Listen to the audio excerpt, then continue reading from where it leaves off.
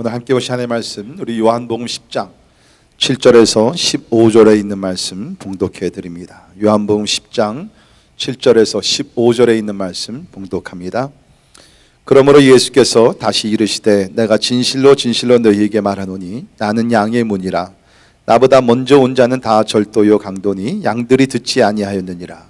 내가 문이니 누구든지 나로 말미암아 들어가면 구원을 얻고 또는 들어가며 나오며 꼴을 얻으리라. 도적이 오는 것은 도적질하고 죽이고 멸망시키려는 것뿐이요 내가 온 것은 양으로 생명을 얻게 하고 더 풍성히 얻게 하려는 것이라.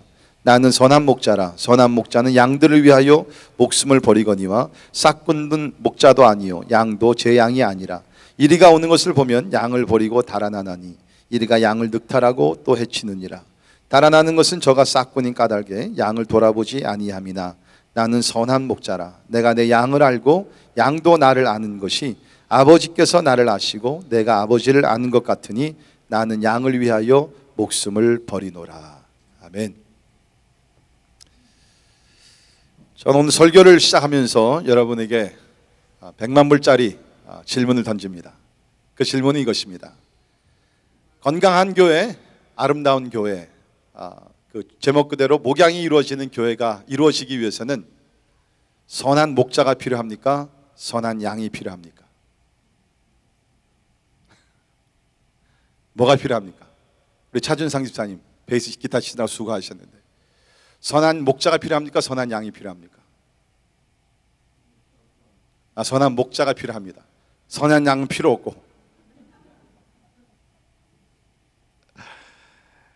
두 가지 다 필요하죠. 선한 목자가 물론 먼저 있어야 되고요. 그 다음에 목자가 인도할 때 따라가는, 오늘 설교 제목 그대로 목자의 음성을 듣고 따라가는 양이 필요합니다. 두 가지는 다 필요해요. 제가 이렇게 목회를 하면서 저의 목회 현장에서 또 주변에 우리 목회하시는 목사님들의 그 목양지를 보면서 제가 그것을 뼈저리게 느낍니다. 절대로 한 가지만 있어서 아름다운 교회, 목양이 이루어지는 교회가 될 수가 없더라고요. 자, 저는 두 가지를 다 보는데요. 어떤 경우에는 성경이 이제 우리를 다 양으로 비유하지 않습니까? 양이 되는 성도들이 선한 목자를 못 만나서 악한 목자라고 내가 얘기를 할 수는 없고 선한 목자를 만나지 못해서 진짜 신앙생활이 힘들었어요. 그러다가 기도 중에 새로운 교회로 옮겨서 선한 목자를 진짜 만납니다. 성경에 나오는 그대로 양을 알고 위해서 기도하고 희생하는 그런 목자를 만나서 진짜 두 날개를 달고 활활 올라가는, 진짜 막 그 그리스도인의 삶에 그냥 풍성한 열매를 맺는 것을 제가 목격을 합니다. 그런가 하면 반대로 어느 목사님들, 우리가 목자를 생각하면서 한 교회에서 목양을 하셨는데 그렇게 힘든 거예요. 막 진짜 충성을 다하고 눈물을 흘리고 모든 것을 다하는데도 사역의 열매도 없고 어떤 보람도 없고 뭐 어떤 변화가 일어나지 아니하고 너무너무 힘들어요. 그래서 기도 중에 이제 교회를 다른 데로 옮기셔서 목회를 또 하십니다. 근데 똑같은 사람인데 똑같은 영성과 열정과 모든 것을 가지고 하는데 막 그 목회가 막 열매를 맺는 거예요. 부흥도 하고. 저는 이 두 가지를 다 경험을 합니다. 그러니까 우리가 목양이 이루어지는 교회, 자, 주님이 기뻐하시고 사랑이 넘치고 은혜가 넘치는, 여러분이 우리 모두가 다 원하고 꿈꾸는 교회를 이루기 위해서는 선한 목자가 필요하지만 동시에 선한 양도 우리에게 필요합니다. 저는 그렇게 봐요. 여러분이 양으로서, 저는 또 목자로서 우리가 진짜 목자장 되시는 예수 그리스도를 닮아서 우리가 선하게 살아가며 하나님의 말씀을 준행하며 갈 때에 진짜 여러분이 꿈꾸는, 우리 모두가 꿈꾸는 그 아름다운 교회, 주님의 목양이 이루어지는 교회가 우리 가운데 이루어지게 될 줄을 믿습니다. 지난주에 제가 선한 목자란 어떤 사람인가, 물론 우리가 궁극적으로 선한 목자는 예수 그리스도입니다. 그렇지만 하나님께서 세워주신 목자들이 있는데 선한 목자는 어떤 사람인가, 세 가지를 말씀드렸죠. 첫째는 목자장이 되시는 예수 그리스도를 확실하게 만난 사람. 우리가 다 그렇지만 특별히 목자가 되는 사람들은, 지도자가 되는 사람들은 목자장 되시는 예수 그리스도를 확실하게 분명하게 만나야 돼요. 그리고 하나님께로부터 그 사명감을 우리가 받아야 돼요. 물론 우리 다 그렇지만 특별히 목자가 될 사람들은, 지도자가 될 사람들은, 물론 우리가 사도 바울과 같이 그 다메섹의 어떤 그런 극적인 회심이 없다 할지라도 그래도 평생 우리가 복음을 전파하면서 사역을 해야 될 사람들이기 때문에 진짜 확실한 그런 회심의 역사가 있어야 된다고 저는 봅니다. 그러면서 두 번째가 양을 잘 아는 목자가 되어야 된다. 성도와 목회자의 관계가 그냥 일주일에 한 번 만나고 끝나는 것이 아니라 진짜 목양이 이루어져야 되기 때문에 양들의 이름을 불러가면서 기도하고 양에 필요한 것이 무엇이고 그것을 채워줄 줄 아는, 양을 아는 목자가 되어야 된다. 그리고 세 번째는 양을 위해서 희생할 줄 아는 목자가 되어야 된다. 이것은 우리 교회 모든 지도자들이 마찬가지예요. 우리 목회자들, 우리 장로님들, 권사님들, 또 우리 목장 사역을 하시는 우리 목자들, 양을 위해서 목자들이 희생을 해야 되는 것이에요. 이것이 하나님의 방법. 자, 오늘은 목양을 잘 받는 양이 되기 위해서 필요한 조건들 제가 몇 가지 말씀드립니다. 제가 여러분께 말씀드린 대로 이러한 목양이 성경적으로 잘 이루어지기 되기 위해서는 선한 목자가 필요하고 선한 양이 필요해요. 자, 목양을 받기 위한 양이 되기 위해서는 어떤 것들이 갖추어져야 되는가? 첫째, 이것 역시 목자장 되시는 예수님을 만나야 합니다. 선한 목자가 예수님을 만나야 되듯이 여러분들도 목자장 되시는, 선한 목자 되시는 예수 그리스도를 만나야 합니다. 그 이유는 물론 하나님께서 인간 지도자를 세우셔서 양을 이끌게 하시지만 궁극적으로는 뭡니까? 예수님을 만나고 예수님을 닮아가고 예수님을 따라가기 위해서 우리가 이곳에 모였거든요. 믿으십니까? 네. 여러분 저 그냥 따라오면 곤란합니다. 뭐 예수 그리스도를 따라가요. 그러기 위해서는 우리가 예수 그리스도를 만나야 된다는 거예요. 그래서 오늘 9절에 있는 말씀 보시면 내가 문이니 누구든지 나로 말미암아 들어가면 구원을 얻고 또는 들어가면 나오며 꼴을 얻으리라. 예수님께서 양의 문이다. 이것은 뭐 구원의 문이라는 것이죠. 이 문을 통과하는 자들만이 구원을 받을 수 있다는 것이에요. 주님께서 말씀하신 대로 내가 길이요 진리요 생명이니 나로 말미암지 않고는, 그렇죠? 나로 말미암지 않고는 아버지께로 갈 자가 아무도 없느니라. 누구든지 예수 그리스도의 구원의 문을 통과하지 않게 되면은 구원받을 자가 없다는 거예요. 그러니까 우리가 목양이 이루어지는 것이 그 우리라고 생각을 하게 되면, 그렇죠? 또 시펜이라고 우리 생각하게 되면 우리가 그곳에 들어가기 위해서 문을 통과해야 되는데 그 문이 바로 예수 그리스도라는 거예요. 그러니까 그 목양이 이루어지는 우리 목장에 우리가 들어가기 위해서는 우리 구원의 문이 되시는 예수 그리스도를 반드시 통과를 하고 주님을 만나야 된다는 것입니다.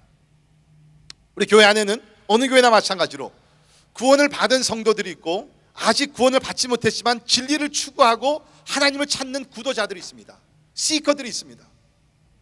우리 선한 목자 되시는 예수님은 이 구도자들에 대해서, 시커들에서 굉장한 관심을 갖고 계세요.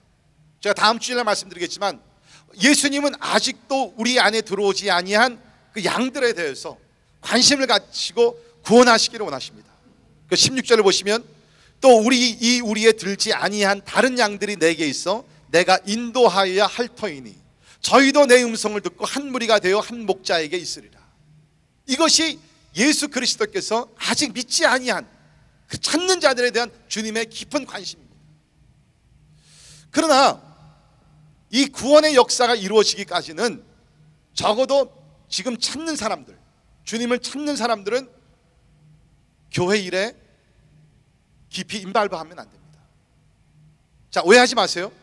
제가 여러분의 실력과 능력이나 모든 것을 제가 과소평가해서 절대로 아닙니다. 여기는 영적인 이유가 있습니다. 왜 구원의 확신을 가진 사람들이 교회 사역의 행정에 인발부해야 되느냐? 몇 가지 말씀드립니다. 첫째는 아직 구원을 받지 못한 사람들은 이런 봉사를 통해서 구원받으려고 생각을 합니다.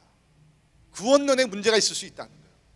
그래서 교회 와서 교회 청소도 하고 음식도 하고 봉사도 하고 이렇게 합니다. 그렇죠? 그러면서 마음속에는 뭡니까? 내가 이렇게 함으로, 선한 일을 함으로 내가 구원을 받을 수 있지 않겠느냐. 여러분, 제가요 첫 20년을 교회를 그렇게 다녔어요. 저는 기독교 가정에 자라나서 모태신앙으로 자랐습니다. 제가 성경을 그렇게 읽고 외우고 다 했지만 for some reason 제가 20살 되기 전까지는 복음에 대한 진리를 깨닫지는 못했어요. 내가 교회 가야지 구원받는 줄 알고, 헌금을 드려야 되는지 구원받는 줄 알고, 봉사를 해야 되는지 구원받는 줄 알았어요. 근데 진리를 깨닫고 나니까 그것이 아니에요. 하나님의 진리는 뭡니까? 에베소서 2장 8절에 보게 되면 너희가 그 은혜를 인하여 믿음으로 말미암아 구원을 얻었나니 이것이 너희에게서 난 것이 아니요 하나님의 선물이라. 믿으십니까? 한번 따라하시길 바랍니다. 그 은혜를 인하여 믿음으로 말미암아 구원을 얻었다. 네, 영어로는 by grace through faith we are saved. 그 은혜를 인하여 믿음으로 말미암아 구원 얻었어요. 너희에게서 난 것이 아니다. 행위에서 난 것이 아닌 자랑치 못하게 합니다. 그러니까 우리가 아무리 착한 일을 많이 한다 하더라도요, 우리의 선행은 항상 짧습니다. 하나님의 구원에 이를 수가 없다는 것입니다. 그래서 하나님께서 선행으로 구원받게 하지 아니하시고 불가능하기 때문에 그것이 아니라 일방적으로 은혜를 주시고 예수 그리스도를 믿는 믿음을 통해서 우리가 구원받게 하셨다는 거예요. 그럼 선행은 필요 없느냐? 아니, 필요 있죠. 언제? 예수를 믿고 나서 구원받은 다음에 우리가 선행을 하는 것입니다. 그래서 우리는 이러한 잘못된 신앙과 잘못된 구원관을 갖지 않게 하기 위해서 구원의 은혜 속에 들어오기 전까지는 가능하면 교회 일 같은 거 우리가 하지 않도록 우리가 부탁을 드립니다. 할 수도 없고. 두 번째, 교회 모든 사역은 성령의 인도하심 속에서 이루어집니다. 교회 모든 사역은 성령의 인도하심 속에서 이루어집니다. 여러분, 우리 교회 모든 사역들, 뭐 찬양도 있고 가르치는 거 있고 교회 봉사도 있고 여러 가지 많이 있어요. 이 모든 것들은 절대로 나의 어떤 재주나 재능이나 능력이나 기술로 하는 것이 절대로 아니라는 거예요. 할 수 있어요. 그러나 하면 안 돼요. 교회 모든 사역들은요, 크고 작은 일은 예수를 믿어서 구원받고 거듭나고 성령께서 우리 가운데 임하셔서 성령께서 우리에게 주시는 은사를 통해서 우리가 사역을 하는 것이에요. 자, 로마서 12장 6절부터 8절에 있는 말씀 보면 바울이 이런 얘기합니다. 우리에게 주신 은혜대로 받은 은사가 각각 다르니. 은사는 다 다릅니다. 자, 그러면서 예를 드는데 혹 예언이면 믿음의 분수대로, 혹 섬기는 일이면 섬기는 일로. 섬기는 것은 영어로 보면 if it's serving, 그러니까 봉사하는 거예요.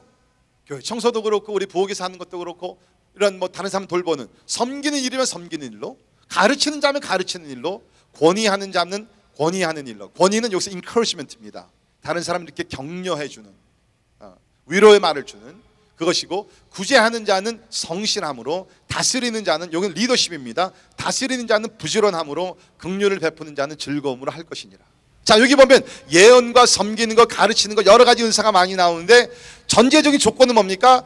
우리에게 주신 은혜대로 받은 은사가 다르다. 은사는 은혜 속에서 우리에게 주어주신 거예요. 우리가 구원을 은혜대로 은혜 가운데 받았듯이 은사도 하나님의 은혜 속, 내가 뭐 잘나고 뛰어나서가 아니라 하나님께서 은혜 가운데 우리에게 주신 것이에요. 물론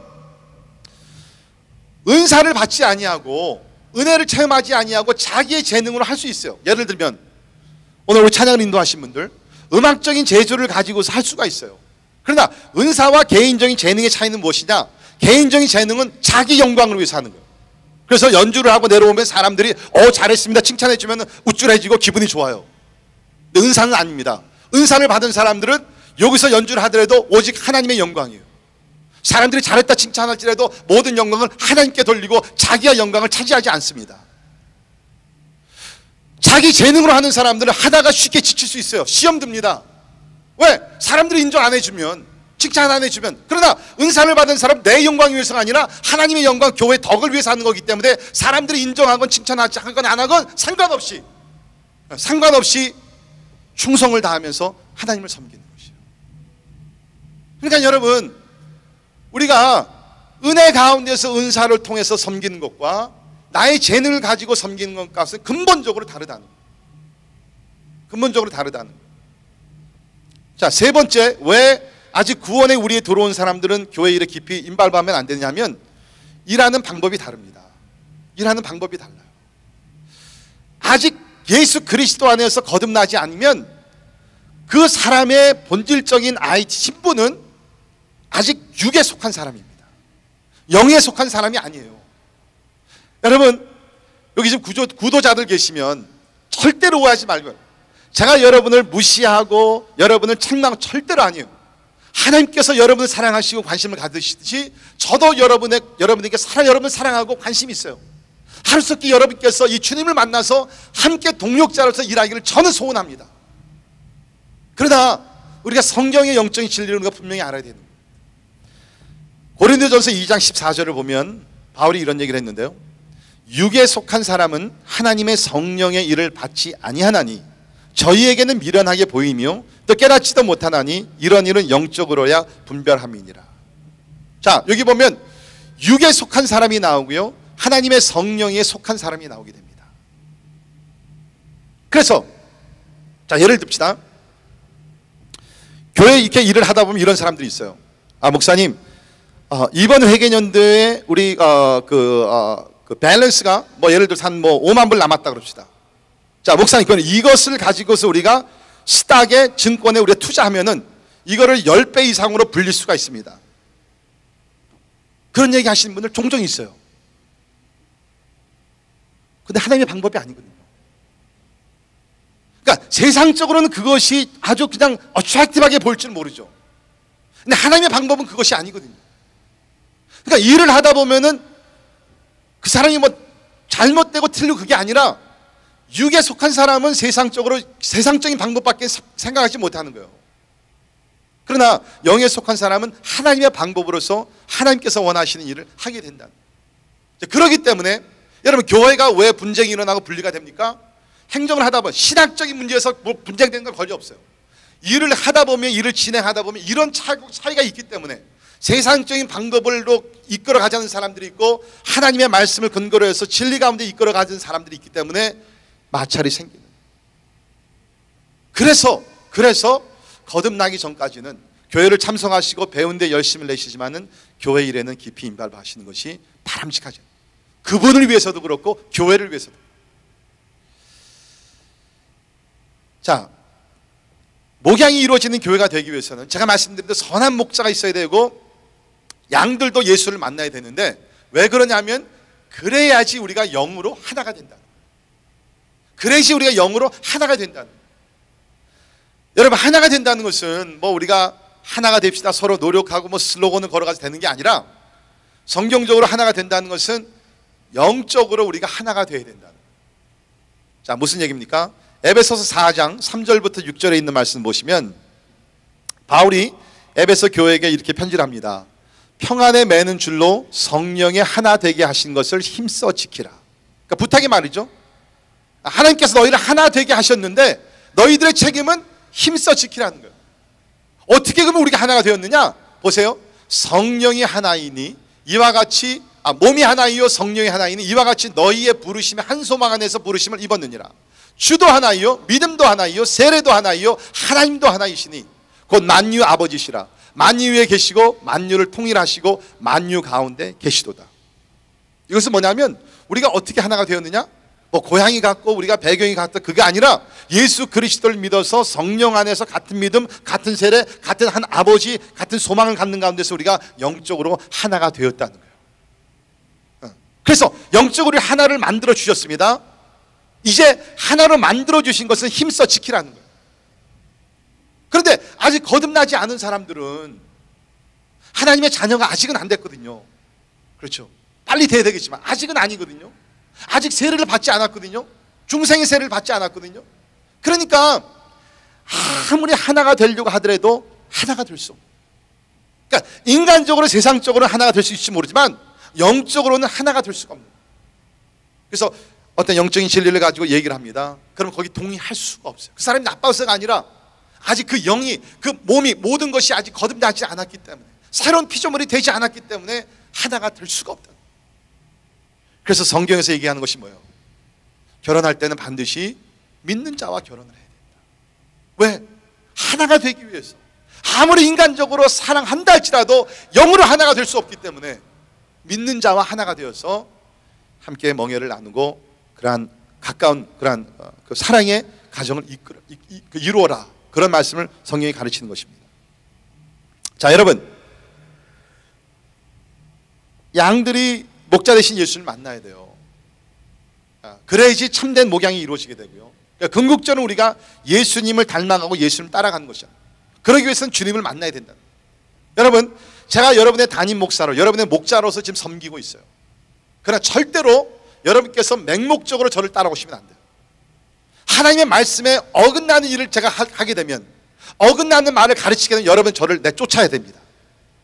여러분 이런 목사 만나봤어요? 내가 잘못하면 내쫓으라고 저는 그렇게 여러분께 말씀드려요. 제가 여러분에게 가르치는 것이 하나님의 진리의 말씀에서 어긋난다든지 그러면 여러분께서 저를 쫓아버려야 돼요. 그래야지 여러분이 살아요. 자, 우리 한국교회 오늘날 문제 중에 하나가 뭐냐면 인간 지도자를 신격화시키고 있다는 거예요. 그래서 인간 지도자가 하는 얘기가 절대적인 하나님의 말씀같이 들릴 때가 있어요. 그러니까 무조건 따라가요. 그러다 보면 뭐예요? 이단에 빠지고 사이비 종교에 빠져버려요. 제가 지난주에 그 이단에 대해서 누구예요? 김베드로하고 김다윗 조심하라 그랬죠? 여러분 조심하셔야 돼요. 우리 이번 주에 우리 뉴저지 지역에 우리 목사님들 한 달에 한 번씩 모여서 같이 우리 세미나도 하고 같이 기도도 하는데 얘기를 들어보니까 지금 이 지역에 몰랐어요. 여러 가지 그 이단들이 있더라고요. JMS라는 이단 들어보셨어요? JMS 그 약자인데 정명섭인가 뭐 그런 사람이 정명석 굉장히 잘하시네. 혹시 무슨 뭐 그런 이단이 있고 뭐 신천지 이단도 있고 그런데 요새 하나 또 있는 게 뭐냐면 하나님의 교회라는 이름으로 사는 교회가 있어요. 야, 그 이름은 진짜 너무 멋져. 하나님의 교회. 그것보다 완전한 이름이 어디 있어요? 그런데 그게 이단이에요. 제가 한번 들어보세요. 이 이단이 뭐냐면 이 이단을 설립한 사람은 안상홍 씨라는 분입니다. 안상홍 씨인데 이분은 원래 제7일 안식교 교인이었어요. 그러다가 1962년 안식교에서 나와가지고서 하나님의 교회 안상홍 증인회를 창설을 했습니다. 그리고 그가 말하기를 나는 육신을 입고 온 하나님 보혜사 성령입니다. 그렇게 자기를 가르쳤습니다. 근데 재미있는 것은 뭐냐면 이 사람이 1985년 2월 25일에 죽었어요. 그러면 이 이단이 사라져야 되는데 계속 막 부흥하고 있어요. 현재 한 12만 명의 성도들을 가지고 있고요. 세계적으로 뻗어가고 있습니다. 하여튼 우리 한국 대단한 나라입니다. 자, 그런데 왜 이 사람을 하나님이라고 부르느냐, 하나님의 아들이라고 부르고 하나님이라 부르느냐 하면 저들의 설명이 이렇습니다. 예수가 메시아로 오시면서 다윗의 후손으로 오셨잖아요. 맞죠? 그렇죠? 다윗의 자손 예수 나오는데 그런데 이들이 얘기하기를 다윗의 자손으로 오신 예수 그리스도는 몇 년 사역을 했어요? 이 땅에 사역, 공생애 3년 하셨습니다. 그런데 다윗은 구약에 보면 몇 년을 통치했어요? 나라를? 40년을 통치했어요. 근데 다윗의 위를 받아서 오는 분이면 40년을 통치해야 되는데 예수께서 3년밖에 못했다는 거예요. 그런데 바로 이 사람이 안상홍 씨가 바로 37년을 사역하고 죽었다는 거예요. 자, 30살의 침례를 받고 67세에 죽었어요. 그래서 예수님께서 채우지 못한 37년을 이 사람이 채웠다는 거예요. 이야. 그래서 이 사람들은요 기도할 때도 예수님의 이름이 아닌 안상홍 씨의 이름으로 기도를 합니다.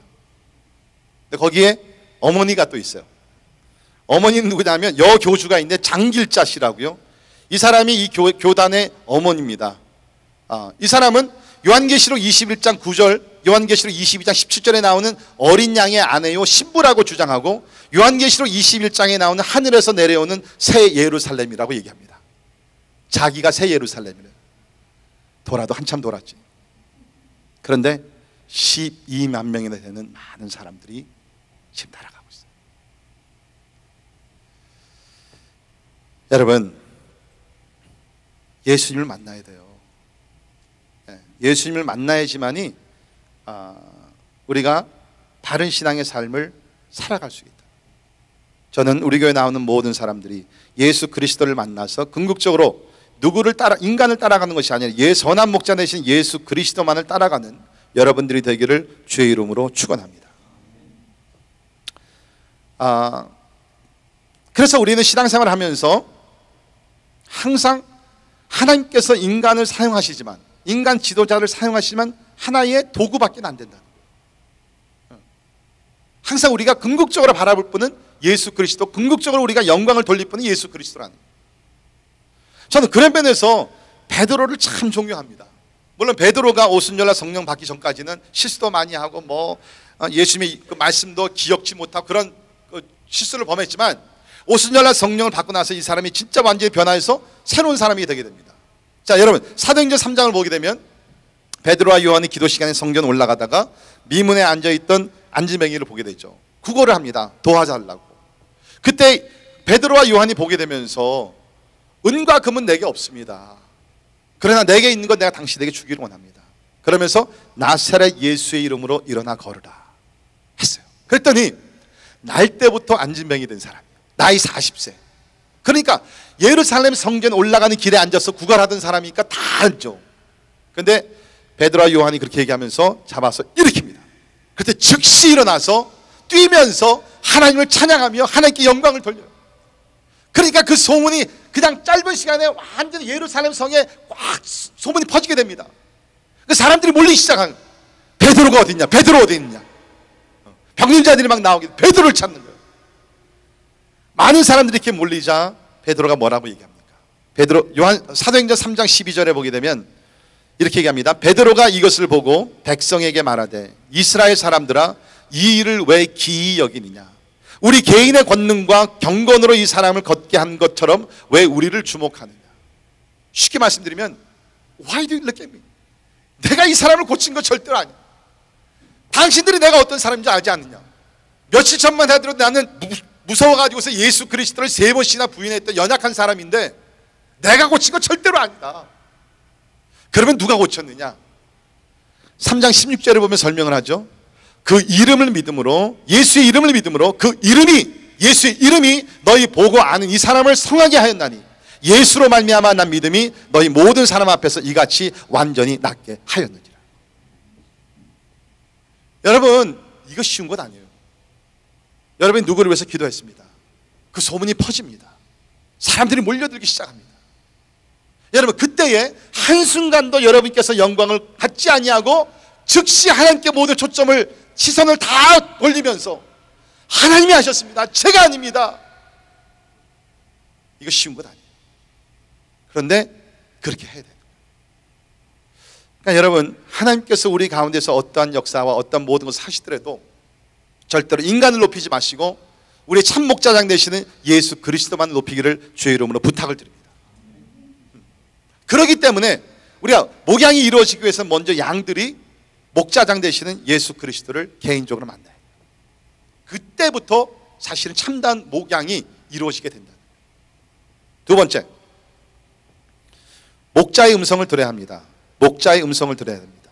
우리 요한복음 10장을 보게 되면 이 양과 목자의 비유를 주님께서 말씀하시면서 계속 강조하시는 것이 양은 그 음성을 듣는다. 목자의 음성을 듣는다. 3절을 보세요. 양은 그 음성을 듣나니. 4절도 양들이 그의 음성을 아는 거로 따라오되. 27절에 내 양은 내 음성을 들으며. 양들은 목자의 음성을 들으면서 따라갑니다. 그 음성을 들을 때에 안전하게 편안한 곳으로, 꼴을 먹을 수 있는 곳으로 이동하게 되고 거기서 풍성한 삶을 누리게 된다는 것이에요. 자, 궁극적으로는 우리의 선한 목자 되시는 예수님의 음성을 들으면 우리가 살아야 되는 것은 분명한 것입니다. 자, 그러나 많은 경우에 하나님께서 어떻게 우리에게 말씀하시냐면, 물론 직접 하나님께서 우리에게 어떤 감동도 주시고 깨달음도 주시지만 하나님께서는 또한 세워주신 인간 지도자들을 통해서 하나님께서 여러분에게 말씀을 하십니다. 자, 구약에 보세요. 하나님께서 선지자들을 세우셔가지고서 하나님의 말씀을 백성들에게 전하셨습니다. 그렇죠. 하나님께서 지도자들을 세우셔서 백성들에게 필요한 메시지를 전달을 하십니다. 자, 대표적인 이유로 예를 들게 되면 우리가 모세를 우리가 생각해 볼 수 있는데, 하나님께서 이스라엘 백성들을 가나안 땅으로 인도해 나가시면서 저들에게 필요한 하나님의 말씀을 주십니다. 십계명과 필요한 모든 율법을 주시죠. 그런데 희한하게 하나님께서 그렇게 중요한 메시지인데 그것을 온 백성에게 하나님께서 들려주신 것이 아니라 지도자 모세를 시내 산으로 부르셔서 모세에게 말씀을 하셨어요. 이 부분에서 하나님께서 굉장히 철저하게 일을 진행하셨습니다. 출애굽기 19장 12절에 보면 너는 백성을 위하여 사면으로 지경을 정하고 이르기를 너희는 삼가 산에 오르거나 그 지경을 범하지 말지니 산을 범하는 자는 정령 죽임을 당할 것이라. 그러니까 하나님께서 말씀하셨어요. 내가 세운 지도자 모세에게 말씀할 텐데 다른 사람들은 접근하지 못하도록 철저하게 막으라고 하나님 말씀하셨어요. 이것이 하나님의 방법이에요. 그런데 어떻게 했습니까? 이제 하나님께서 모세에게 계속 말씀하시니까 주변에 있는 사람들이 이 모세를 시기 질투하는 거예요. 어떻게? 아니, 하나님께서 모세에게만 말씀하시니까. 우리도 여호와 하나님을 믿는데. 그러면서 주변에 있는 사람들이 은근히 이제 모세의 지도력에 대해서 도전을 하게 되죠. 특별히 누가 이런 도전을 했어요? 네. 아론과 미리암, 모세의 누이가 되는 미리암과 형이 되는 아론이 불평을 하게 됩니다. 아니, 왜 하나님께서 저 녀석에게만 말씀해? 와, 하나님께서 왜 나에게는 말씀 안 하셔? 그러면서 은근히 백성들의 마음을 요동시키게 되면서요, 모세의 지도력에 대해서 도전을 하게 됩니다.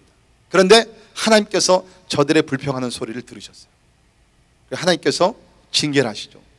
미리암 그 누이가 문둥병에 걸리게 됩니다. 물론 마음이 온유했던 모세가 자기 누이를 위해서 기도했을 때 하나님께서 고쳐주세요. 자, 여러분 오해하지 마세요. 여러분들 나 지금 눈치를 보니까 우리 목사님이 요새 왜 권력에 그렇게 탐심이 있나? 무슨 뭐 절대적인 지도자가 되기 위해서 이런 얘기 하는 게 아니냐? 오해하지 마세요. 여러분, 제가 지금 그런 거 아니에요. 저의 포인트는 하나님께서 하나님의 메시지를 전해 주시는데 지도자들을 통해서 하나님께서 말씀하실 때가 많이 있다는 거예요. 자, 신약에도 보십시오. 신약에 와서 주님께서 사도들에게, 제자들에게 말씀을 하십니다. 그것이 기록된 것이 성경이에요. 그렇죠? 우리 사도행전 2장 42절에 보면 저희가 사도의 가르침을 받아. 자, 보십시오. 오순절날 성령을 받은 사람들이 120명입니다. 그리고 베드로가 나가서 복음을 전파했을 때 하루에 3,000명씩 구원받고 역사가 일어납니다. 그런데도 불구하고 저들이 성령의 권능을 받았지만 주님께서 교회 지도자로 세워주신 사도들의 가르침을 받았다는 거예요. 영어 번역에는 They devoted themselves to the teaching of the apostles. 그냥 건성으로 듣는 것이 아니라 경청하면서 사도들의 가르침을 받았다는 거예요. 다 성령을 받았는데, 120명의 성령의 권능까지도 받았는데, 그러나 하나님께 세워주신 지도자들을 통해서 저들이 가르침을 받았다. 이것이 하나님이 행하시는 거예요. 자, 에베소서 4장 11절 12절에 보면 교회의 어떠한 그 지도력에 대해서 말씀하는데, 그가 혹은 사도로, 혹은 선지자로, 혹은 복음 전하는 자로, 혹은 목사와 교사로 주셨으니, 목적이 뭐예요? 이는 성도를 온전케 하며 봉사의 일을 하게 하며 그리스도의 몸을 세우려 하심이라. 이 주님의 디자인이에요. 주님께서 여기 특별히 거기 지도자들에 대해서 얘기한 겁니다. 사도, 선지자, 복음 전하는 자, 목사, 교사. 근데 사실 여기 보게 되면 목사와 교사는 한 타이틀입니다. 그러니까 목사는 교사가 되어서 말씀을 가르쳐야 된다는 거예요. 자, 그러므로 이는 성도를 온전케 한다. 그렇죠? 하나님께서 지도자를 세우시고 저들의 가르침을 통해서 성도들이 온전케 된다는 거예요. 자, 오늘날 교인들이 잘못 생각하는 것이 있습니다. 어떤 사람들은요, 어떻게 생각하냐면, 뭐 우리 교회 목사님 설교 별로야. 그런데도 뭐 딴 데 가봐 그게 그거니까 그냥 교회는 내가 주일이니까 성수하기 위해서 가고, 교회는 가서 성도의 교제를 나누고, 그 다음에 봉사를 하고, 그러나 내가 필요한 영적인 양식은 내가 인터넷을 통해서 어느 목사님의 설교를 듣고 어느 책자를 읽으면서 내가 필요한 것은 내가 배우리라. 그런 태도를 가지고 신앙생활하는 사람들이 오늘날 꽤 많이 있어요. 인터넷에 들어가면 유명한 목사님 얼마나 많이 있어요. 한국, 미국 목사님들 진짜 많습니다. 그런데 분명히 주님께서는 지역교회를 세우시고 그 교회 지도자들을 통해서 여러분의 필요한 메시지를 듣게 하시고, 그러므로 여러분들이 온전케 자랄 수 있다는 거예요. 믿으십니까? 만약에 여러분께서 이런 자세로 신앙생활 안 하시면 이건 뭐냐 똑같으냐면, 자, 여러분 가정을 한번 생각해 봅시다. 여러분의 가정에 지금 10살 안팎되는 자녀들이 있어요. 이렇게 자라게 됐는데 안 보니까 우리 엄마 아빠가 별일 없어. 그래가지고서 얘기합니다. 아이 엄마, 이제부터 내가 밖에 나가서 내가 사 먹을게. 내가 좀 더 크게 되면 돈 벌어 가지고서 내가 혼자서 내 살림 꾸려서 나갈게. 내가 필요한 윤리나 배울 거 있으면은 내가 도서실에 가서 책 보면서 내가 잘할게. 엄마 아빠 걱정 말고, 이제 나 엄마 아빠 필요 없어. 그래도 잘 곳은 필요하니까 내가 밤에는 들어올게. 여러분 어떠겠어요? 부모가 뭐예요? 아무리 공부를 못했고 학위가 좀 부족하고 다른 부모와 같이 잘 나가는 부모가 아니고 뭐 여러 가지 면에서 부족하더라도 세상에 부모 같은 사람 없어요. 그렇죠? 엄마가 따뜻하게 해주는 밥, 마이크로웨이브 하는 거 말고 진짜 따뜻하게 해주는 밥, 어디 가서 그 음식을 먹겠어요? 여러분, 저는 그래서 오늘날 뭐 대형 교회가 뭐 스크린으로 뭐 동영상 설교 같은 거 저는 안 믿어요. I don't believe that. 아무리 유능한 설교, 아무리 진짜 뭐 파워풀한 목사님이 설교한다 할지라도 저는 그걸 믿지 않아요. 왜 그러냐면 그것은 목양이 아니거든요. 그것은 강의를 듣는 것은 될지 모르지만 그것은 목양은 될 수가 없습니다. 여러분, 설교라는 것은 뭐냐면 저는 설교를 이렇게 정의합니다. 하나님께서 허락하신 역사적인 순간에, given the historical moment, 역사적인 순간에 하나님께서 세우신 주의 지도자를 통해서, 목사를 통해서 양들에게 들려주시는 말씀이 설교라고 저는 믿어요. 아무리 그 세워주신 종이, 그 목사가 부족하고 연약한다 할지라도 양을 제일 잘 알아요. 물론 어썸션은 뭡니까? 그 목자가 신실하고 선한 목자라는 것을 우리가 전제하에, 그것이 목양이고 그것이 설교라고 저는 생각이 됩니다. 그래서 저는 사실 타교에 가서 설교하는 걸 별로 이렇게 즐거워하지 않습니다. 뭐 누가 잘 불러주지도 않지만, 가면 불편해요. 왜 그러냐면 제가 모르거든요. 그 양의 상태를 모르거든요. 내 양이 아니거든요. 좀 섭섭할지 모르지만 내 양이 아니에요. 여러분이 제 양이에요. 왜 기분 나빠요? 내 양이라 그러니까. 제가 많은 경우에 설교를 하고 나면 성도님들이 와서 그런 피드백을 주십니다. 목사님, 저의 상태를 어떻게 잘 아시고? 제가 알죠. 여러분을 위해서 새벽마다 기도하는데 밤낮 생각하는 것이 제가 여러분인데 제가 왜 모르겠어요? 그것이 설교예요. 양을 알고서 필요한 양식을 주는 것이, 그것이 설교예요. 그러기 위해서는 목자는 사랑하며 섬기는 자세를 가지고 자기의 생각, 자기의 말, 자기 철학이 아니라 하나님의 말씀을 순수하게 깨끗하게 증거해야 합니다. 그리고 듣는 여러분은 이것을 하나님의 말씀으로 들어야 돼요. 그래서 저는 이 데살로니가 교회를 참 부러워합니다. 왜냐하면 데살로니가 교회는 진짜 목양이 너무 아름답게 이루어졌던 교회예요. 데살로니가 교회는 사실 바울이 개척을 했지만 다른 교회와 다르게 굉장히 짧은 시간밖에는 머무를 수가 없었어요. 한 3주 정도. 그런데 그 목양이 너무나 아름답게 이루어졌어요. 그 이유는 뭐냐면 저들의 목자가 되었던 사도 바울이 진짜 신실하게 말씀을 증거를 했습니다. 하나님의 말씀을 대언을 했습니다. 그래서 데살로니가 전서 1장 5절을 보면 바울이 얘기합니다. 이는 우리 복음이 말로만 너희에게 이르는 것이 아니라 오직 능력과 성령과 큰 확신으로 된 것이니, 자기가 한 것이 아니라는 거예요. 성령으로 이 모든 것이 된 것이니 우리가 너희 가운데서 너희를 위하여 어떠한 사람이 된 것은 너희가 아는 바와 같으니라. 가르침뿐만 아니라 삶을 통해서 가르침을 보여줬다는 거죠. 그래서 우리가 데살로니가전서 2장 13절을 보게 되면 성도들은 어떻게 말씀을 받았느냐? 이러므로 우리가 하나님께 쉬지 않고 감사함은 너희가 우리에게 들은 바 하나님의 말씀을 받을 때에 사람의 말로 아니하고 하나님의 말씀으로 받음이니 진실로 그러하다. 이 말씀이 또한 너희 믿는 자 속에서 역사하느니라. 보세요. 말씀을 증거하던 목자 바울은 성령 안에서 말씀을 증거했어요. 확신을 가지고. 말씀을 받던 성도들은 양으로서 사람의 말로 듣지 아니하고 하나님의 말씀으로 받으면서 믿음으로 받았더니 너희 믿는 자 속에서 역사하느니라. 이것이 참다운 교회예요. 이 가운데서 하나님께서 역사하신다. 말씀을 선포하는 목자는 자기의 말을 증거하는 것이 아니라 성령께서 주시는 말씀을 증거하고, 말씀을 듣는 자들은 사람의 말로 듣지 아니하고 하나님의 말씀으로 들을 때, 이런 믿음을 소유할 때에 그 가운데 삶의 변화가 일어나게 될 줄을 믿습니다. 아까 서론에 말씀드렸죠.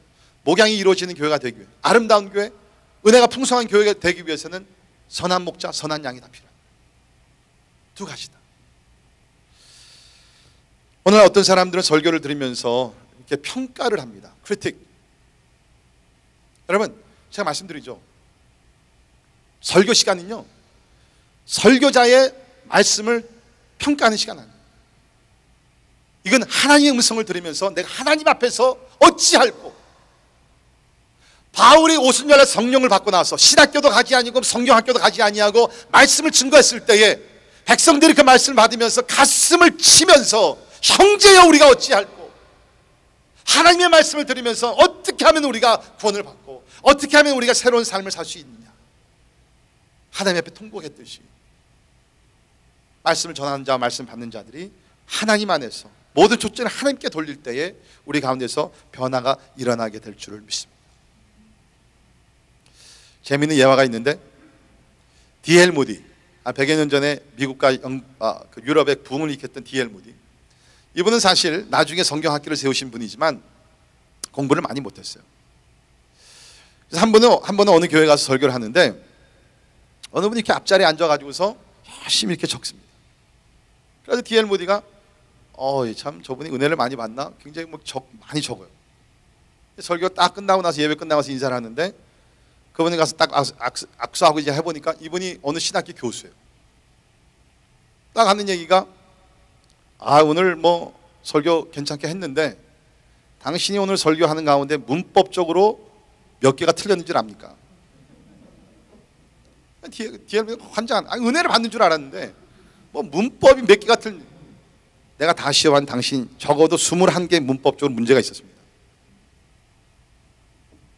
D.L. 모디 선생님이 굉장히 겸손한 마음으로 교수님께 그렇게, 그래요, 제가 앞으로 고치도록 노력합니다. 근데 제가 당신에게 드릴 질문이 있습니다. 당신은 문법을 그렇게 철저하게 잘하는데 당신은 완벽한 문법 기술을 가지고 몇 명이나 구원시켰습니까? 그래서 저는요, 요새 제자 훈련 시키면서, 그전에는 막 설교 적으라니 제가 이제는 적지 말라 그래요. 설교는 적는 시간, 도움이 되면 하세요. 설교 시간은 뭐예요? 하나님의 음성을 듣는 시간. 세미한 음성, 하나님 나에게 들려주시는 음성을 듣는 시간이 저는 설교 시간이라고 믿습니다. 그래서 설교자는 두렵고 떨리는 거예요. 행여나 내가 하나님의 말씀을 잘못 증거해서 실족하는 사람들이 있게 되면, 야고보 3장에 보면 선생들 주님께서 마지막 날에 2배 이상으로 엄격하게 심판하신다 그랬는데, 이것이 두려운 것이에요. 저는 설교를 준비할 다른 것 아닙니다. 하나님이 혹시 행여나 하나님께서 올려주신 말씀이 그런 의도가 아니었는데 내 의도대로 말씀을 증거해서 양들을 다른 길로 인도하지 말도록 주여 도와주옵소서. 목자들은 신실하게 말씀을 잘 증거하고, 말씀을 듣는 자들은 사람의 말이 아니라 하나님의 말씀을 듣는 가운데, 그 가운데 믿음의 역사가 아름답게 이루어지기를 주의 이름으로 축원합니다. 마지막으로, 양들은 목자를 따라야 합니다. 목자의 음성을 들을 뿐만 아니라 목자를 따라야 합니다. 우리 27절에 있는 말씀 같이 한 목소리 읽습니다. 성경 보시고요, 27절 같이 한 목소리 읽겠습니다. 시작. 내 양은 내 음성을 들으며 나는 저희를 알며 저희는 나를 따르느니라. 그렇죠? 내 음성을 들으며 나는 저희를 알며 저희는 나를 따른다. 들어서는 부족해요. 듣고 목자를 따라가야 된다는 거예요. 인도자를 따라가면 나가야 된다는 거예요. 다시 역시 제가 한 가지 전제를 놓고 얘기하는 거죠. 그 목자가 바른 길로 인도하고, 목자장 되시는 예수 그리스도를 따라갈 때 그 목자 인도하심에 따라가야 돼요. 자, 히브리서 13장 17절에 보게 되면 이런 말씀이 있습니다. 너희를 인도하는 자들에게 순종하고 복종하라. 저희는 너희 영혼을 위하여 경성하기를 자기가 회개할 자인 것 같이 하느니라. 저희로 하여금 즐거움으로 이것을 하게 하고 근심으로 하게 말라. 그렇지 않으면 너희에게 유익이 없느니라. 자, 너희를 인도하는 자들에게 순종하고 복종하라. 순종하고 따라가라는 거예요. 그것이 너희에게 유익이 있다는 거예요. 자, 왜 따라가라 그랬느냐? 자, 성경을 보면 하나님께서 우리 인간들을 양으로 비유하셨죠. 여기서도 그렇고 우리 요한 구약에서도 보게 되면 우리 사람들을 양으로 비유를 하셨는데 왜 그래? 그 이유가 있어요. 여러분, 저 가만히 생각해 보세요. 왜 하나님께서 세상에 많은 동물들이 있는데 동물을 뽑으려면은 진짜 무슨 강아지나 무슨 물개나 무슨 무슨 뭐 원숭이도 있고 무슨 뭐 사자도 있고 뭐 많잖아요. 뭐 힘이 있다든지 재주를 좀 부린다든지. 근데 여러분 서커스에서 양이 재주 부리는 거 봤어요?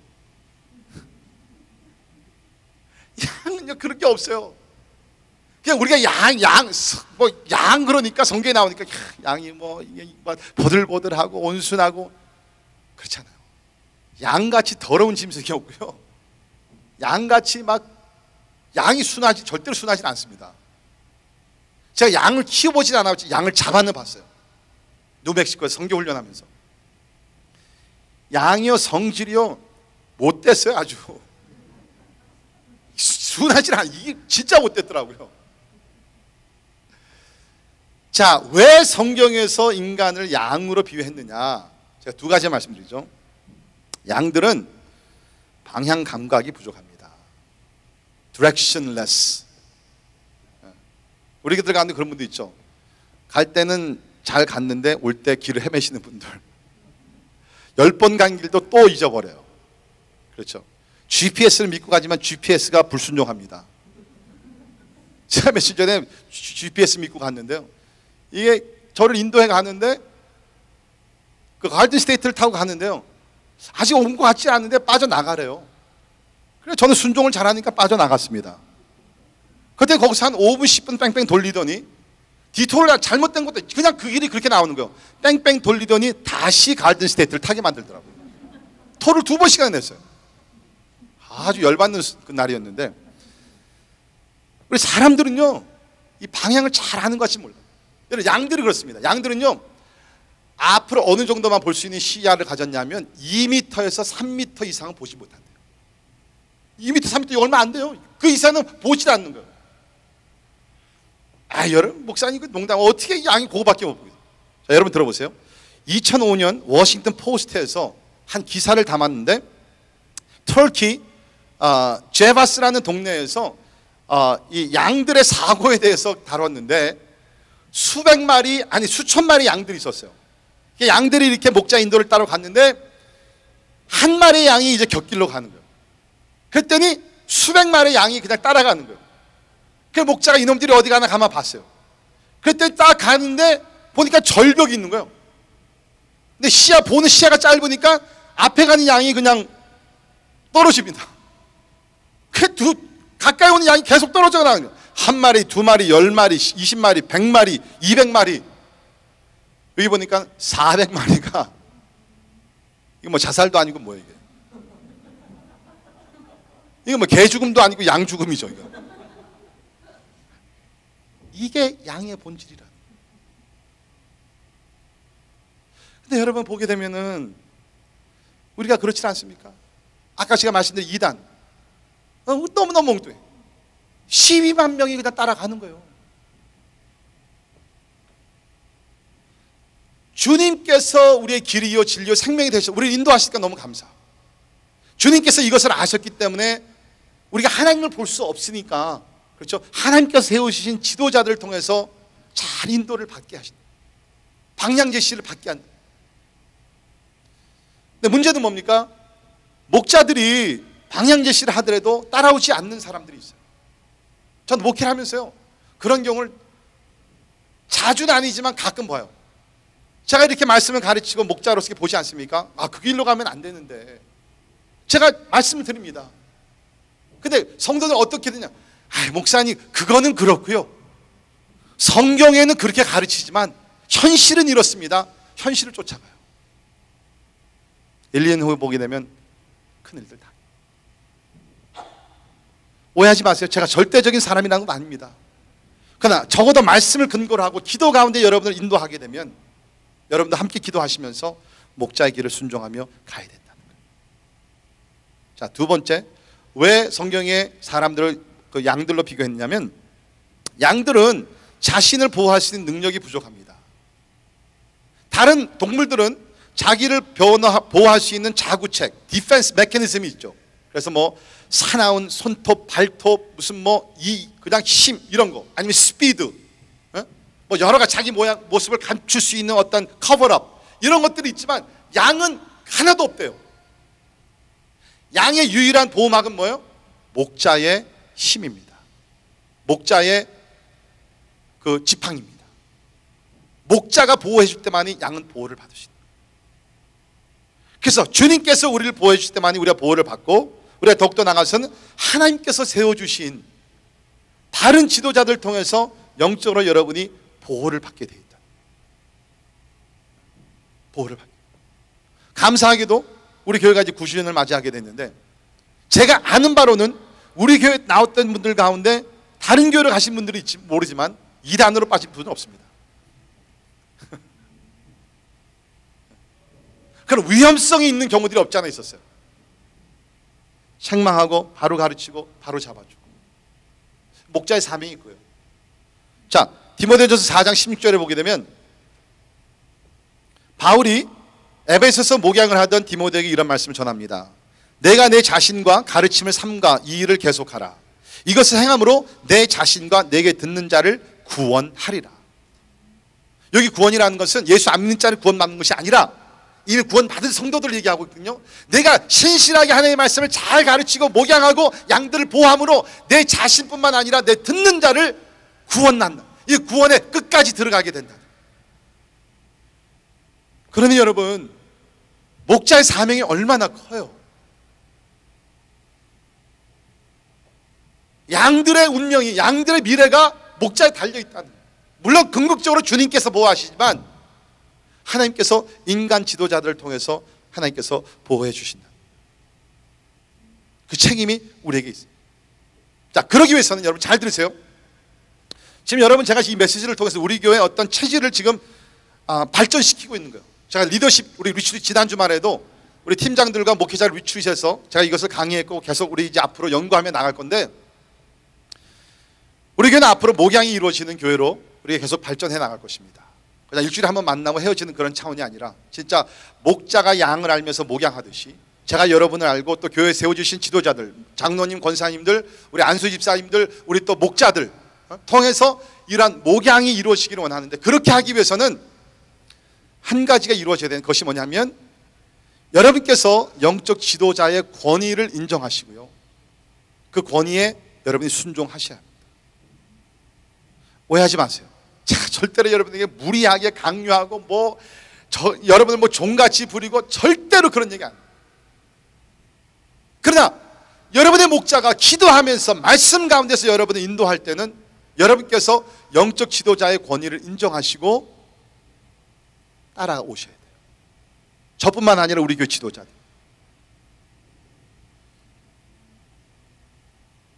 역시 다시 말씀드립니다. 엉뚱한 곳으로 인도한 그건 아니에요. 오늘 목회자들이 하나님이 주신 그 권위를 남용, 어뷰즈하는 사람들 제가 종종 봅니다. 어느 목사님들 그러죠. 누가 이제 교인이 다른 교회를 간다 그러면 찾아가서 그렇게 합니다. 막 겁줍니다. 당신 목사의 눈에서 눈물 나게 하면 하나님께서 당신 눈에서 피 눈물 나게 하셔.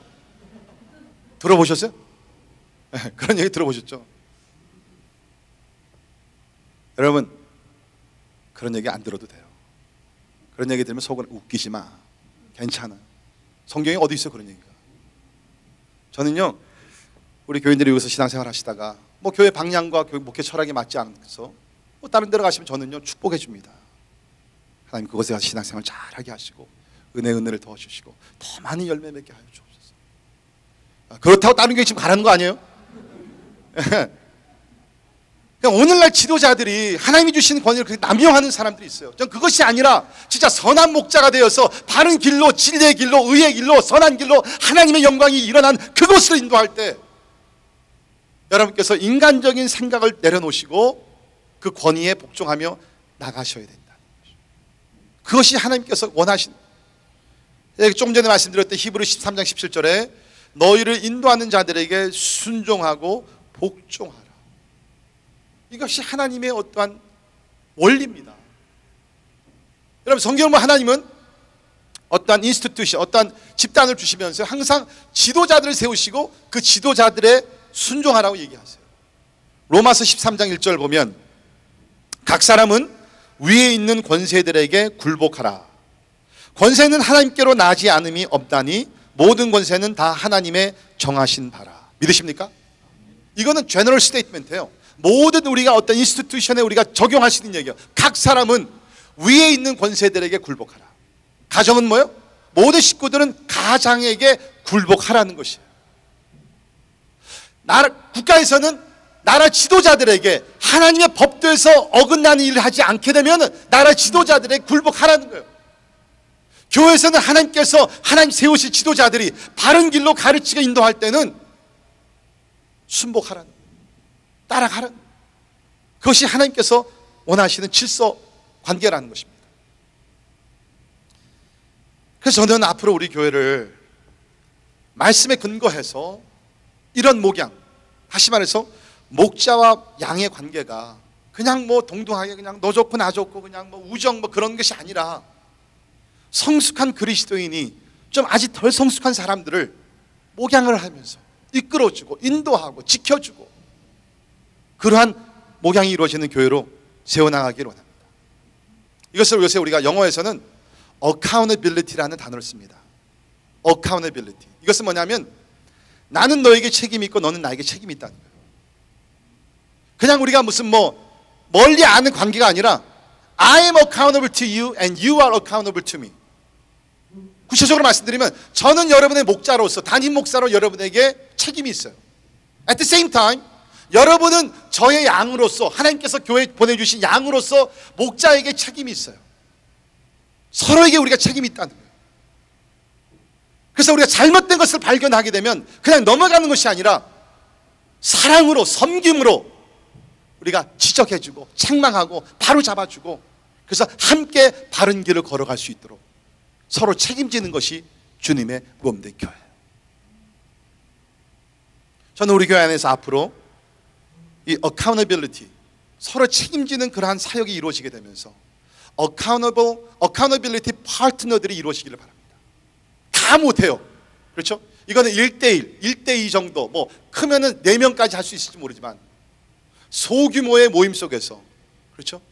서로가 신뢰할 수 있고 그런 관계 속에서 그냥 너 좋고 나 좋고가 아니라 진짜 우리 하나님 앞에서 바른 신앙을 갖기 위해서 서로가 책임을 져주는 그런 시스템으로서 우리가 나가려고 합니다.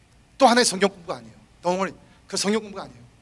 이것은 그냥 만나서 서로의 삶을 함께 나누면서 서로에게 책임을 우리가 묻고 그러면서 함께 건강하게 자라자. 이것을 요새 어떤 말로 이제 멘토링이라는 단어도 쓰기도 하죠. 앞으로 저는 우리 교회가 그렇게 되어서 외모로 그냥 겉으로 성장하는 것이 아니라 진짜 내적으로 한 사람 한 사람 예수 그리스도 안에서 건강한 신앙을 가지고 자랄 수 있기를 바랍니다. 말씀의 결론 내립니다. 아직 선한 목자 되시는 예수를 만나지 못하신 분들은 빨리 주님을 만나 영생을 얻고 이 구원의 우리에 들어와 주 안에서 우리 다 함께 신앙생활할 수 있기를 바랍니다. 10절에 기록된 대로 주님이 이 땅에 오신 목적은 양으로 생명을 얻게 하고 더 풍성히 얻게 하려 하심이라고 얘기했습니다. 주님은 여러분에게 생명을 주시기를 원하고 더 풍성한 삶을 주시기를 원하십니다. 두 번째, 이제 구원의 우리에 들어온 주님의 양들은 긍정적으로 주님의 음성을 듣고 주의 인도하심을 따르는 것이지만 목자장이 세워주신 인간 목자들을 음성을 듣고 저들의 지도력 아래 순종하며 따라가기를 바랍니다. 이것이 하나님의 영적 법칙입니다. 여러분이 아무리 똑똑하고 훌륭해도 목자의 가르침과 돌봄을 받지 않고 바른 신앙생활을 할 수가 없습니다. 성경의 가르침입니다. 겸손히 영적 지도자들의 순종하는 가운데 돌봄을 받아 믿음 안에 성장할 수 있기를 바랍니다. 세 번째, 또한 목자로 부르심을 받은 자들은 하나님 앞에서 더욱 겸손하고 말씀을 잘 연구하여 가르쳐서 목자장이 맡겨주신 양들을 잘 먹이고 돌아보아 건강하게 성장할 수 있는 목양을 할 수 있기를 바랍니다. 그런 교회, 선한 목자가 있고 선한 목자의 음성을 따르는 그런 교회로 나아갈 때 하나님께서 영광을 받으시고 우리 모두가 풍성한 삶을 누리게 될 줄을 믿습니다. 기도하겠습니다. 주님, 우리 교회를 주님 앞에 올려드립니다. 우리 모두 다 목자장 되시는 예수 그리스도 앞에 고개를 숙이며 주님을 만나기를 원하고 주의 음성을 듣고 주님을 따라가기를 소원합니다. 하나님이여, 이제 주님께 세워주신 인간 지도자들, 인간 목자들을 통해서 목양이 이루어지게 하여 주시옵소서. 목자들에게 더 신령한 은혜를 부어주시사 양들을 위해서 더 기도하게 하시고 겸손히 무릎 꿇게 도와주시고 하나님의 말씀을 잘 연구하여 준비하여 진리를 가르치며 삶으로 본을 보이는 목자들 되게 하여 주시옵소서. 하나님이여, 또 주께서 보내주신 양들, 지도자들의 음성을 들으며 가르침을 받으며 하나님 아버지 바른 길로 나가는 가운데 하나님이여, 우리가 주님이 원하시는 길로 함께 나아갈 수 있도록 우리 목양지를, 우리 교회를 하나님 축복해 주시옵소서. 예수님 이름으로 간절히 기도하옵나이다. 아멘.